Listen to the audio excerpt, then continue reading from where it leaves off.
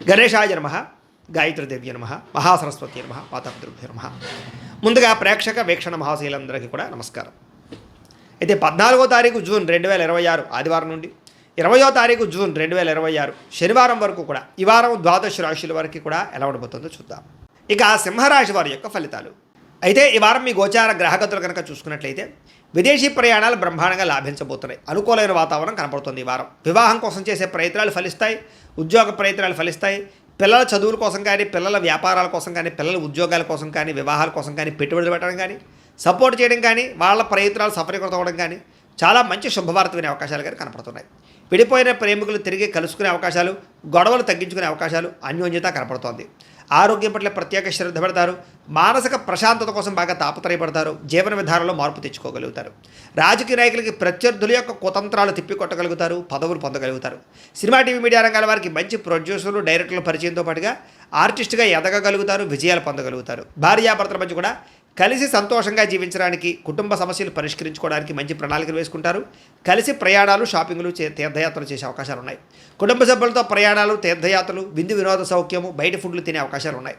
ఇతర దేశాల్లో ఉండే భారతీయులందరూ కూడా ఉద్యోగ సమస్యల నుంచి బయటపడగలుగుతారు. నూతన ఉద్యోగ అవకాశాలు, స్టాండర్డ్ లైఫ్ కనపడుతోంది. చేసే పనిని శ్రద్ధతో, ఓర్పుతో చేయగలుగుతారని చెప్పొచ్చు. ఎట్టి పరిస్థితుల్లోనూ కూడా మీరు అనుకున్న పనులు పూర్తి చేసేదాకా కూడా నిద్రపోరని చెప్పొచ్చు. అయితే బాగా విపరీతమైన ఆదాయం లభించకపోయినా కూడా సమయానికి అవసరానికి డబ్బులు చేతికి అందుతాయి. కుటుంబ సభ్యుల వల్ల ఖర్చులు అధికమవుతున్నాయి, జాగ్రత్త. అప్పులు ఇచ్చిన వారు తిరిగి ఇవ్వలేకపోవడం వల్ల ఇబ్బందులు కనపడుతున్నాయి. రుణబాధలు బాగా కనపడుతున్నాయి. అప్పు చేయడం కూడా మంచిది కాదు ఈ వారం.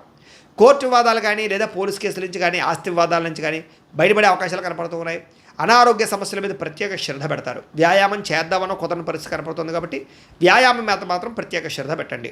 ఎదుటివారు మిమ్మల్ని ఇష్టపడేలా మీరు మాట్లాడడం కానీ, లేదా వ్యవహరించడం కానీ చేయడం వల్ల అందరూ మిమ్మల్ని ఇష్టపడతారు, ఆకట్టుకోగలుగుతారు. ఎక్కువ సమయం కుటుంబంతో గడపడానికి, ప్రయాణాలు చేయడానికి ఇష్టపడతారు. మీరు ఎదురు చూస్తున్నటువంటి అవకాశాలు ఖచ్చితంగా రాబోతున్నాయి. మంచి నిర్ణయాలు తీసుకోవడం ద్వారా అధిక మొత్తంలో డబ్బులు కూడా బాగా సంపాదించగలుగుతారు. ధైర్య సాహసోపేతమైన గుణాలు కూడా మిమ్మల్ని మారుస్తాయని చెప్పచ్చు. చేసే పనిని ఇష్టంతో చేయగలుగుతారు. మీ మాటకు విలువ కూడా పెరుగుతుంది. సొంతంగా ఆలోచించే నిర్ణయాలు తీసుకుని సక్సెస్ అవుతారని చెప్పచ్చు.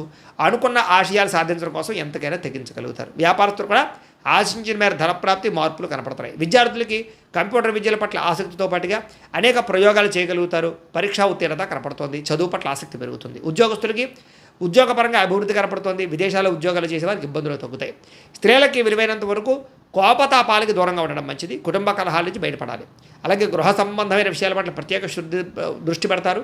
మంచి ఆహార పదార్థాలు వండడం కానీ, ఇంటిని అందంగా తీర్చిదిద్దడం కానీ, వ్యక్తులతోటి సమైక్యం అవ్వడం కానీ, ప్రేమించిన వాళ్ళతో కలవడం కానీ కలిసి వస్తుంది. వ్యాపారస్తులకి అధిక లాభాలు కనపడుతున్నాయి.